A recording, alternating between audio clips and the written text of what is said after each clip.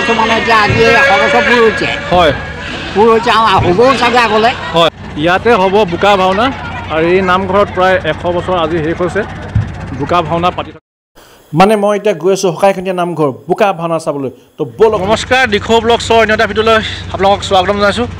বহুদিন হ'ল ভিডিঅ' চিডিঅ' দিয়া নাই, অলপমান কিবা প্ৰব্লেম হৈ আছিলে। তো আজি আপোনালোকক এটা বেলেগতকৈ বেলেগ ধৰণৰ এটা ভিডিঅ' দেখাবলৈ গৈ আছোঁ। তো চাই থাকিব ভিডিঅ'টো শেষলৈকে, নিশ্চয় ভাল পাব।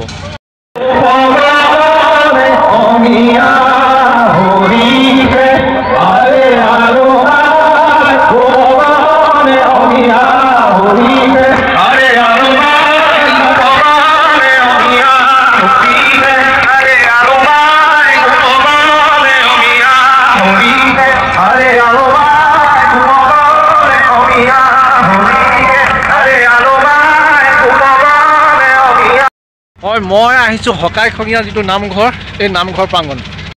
শ্ৰীকৃষ্ণৰ জন্মস্থানী পতা হৈছে হকাইখনীয়া নামঘৰত এক ব্যক্তিক্ৰমী বোকা ভাওনাৰে।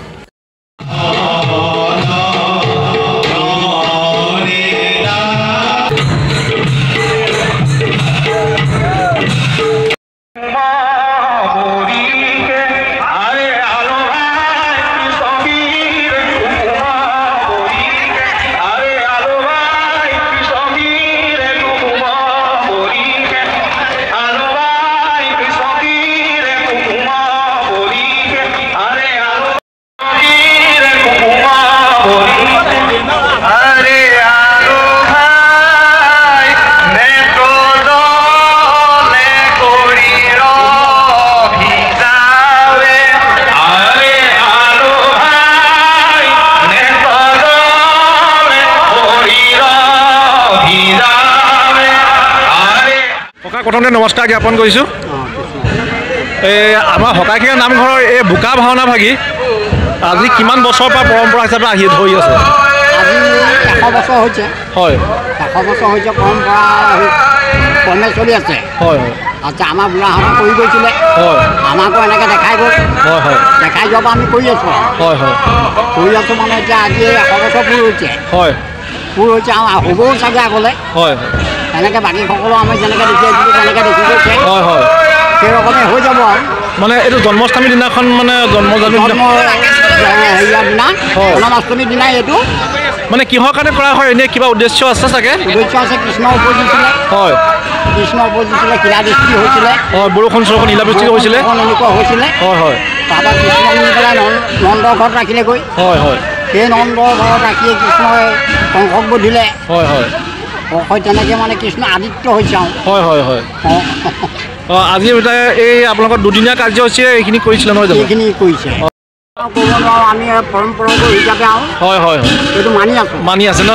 তো ভাল লাগিলে, আপোনাক ধন্যবাদ জনাইছোঁ এইখন সময় দিয়াৰ কাৰণে। এই বোকা ভাওনা ভাগি পতাৰ মেইন উদ্দেশ্য হ'ল শ্ৰীকৃষ্ণৰ যিদিনাখন জন্ম হৈছিলে, জন্মাষ্টমীতে পতা হয়।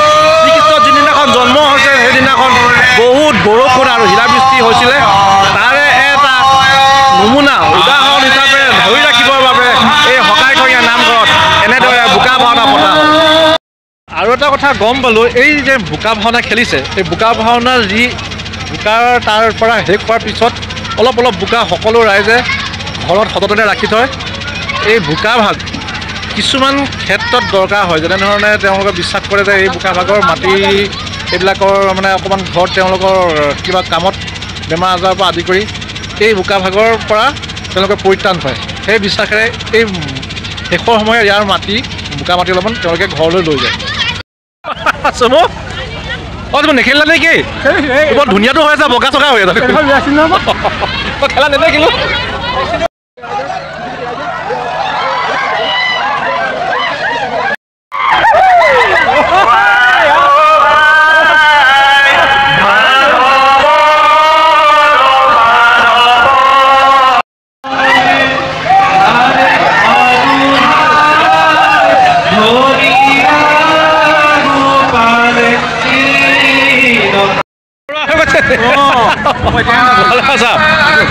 আপোনালোকৰ বোকা ভাওনা আজি 100 বছৰ হ'ল নে?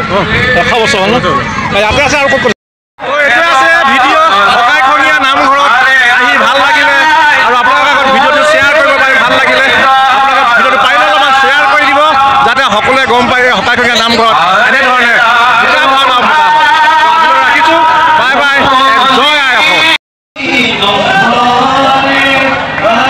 যদি ভিডিঅ'টো ফেচবুকত চাই আছে তেতিয়া ফেচবুকটো ফ'ল' কৰি দিব আৰু যদি ইউটিউবত চাই আছে ছাবস্ক্ৰাইব কৰি দিব। সামৰণি অনুষ্ঠানটো কেনেকৈ হয়? সামৰণি উদ্বোধনটো হয় মানে আপোনাৰ এতিয়া যেতিয়া বোকা খেলিলে হয় খেলাৰ পিছত ৰাইজে নামঘৰত 3 পাক ঘূৰিব বোকাই চুকাই হয় ধুই পেলাই গায়ন বায়ন লৈ হয় তাৰপৰা গায়ন বায়ন লৈ বোকা খেলিব সামৰিব ঘূৰিব হয় ঘূৰি পেলাই আপোনাৰ মানে সামৰণি দিব। অঁ সামৰণি দি আৰু নামঘৰতে প্ৰসাদ মাই খাই হয় সামৰি দিব। অঁ 3 পাক নামঘৰটো 3 পাক ঘূৰি পেলাই গা ধুব যাব তাৰপৰা সামৰণি হ'ব ন? অঁ ধন্যবাদ বাৰু এই কথা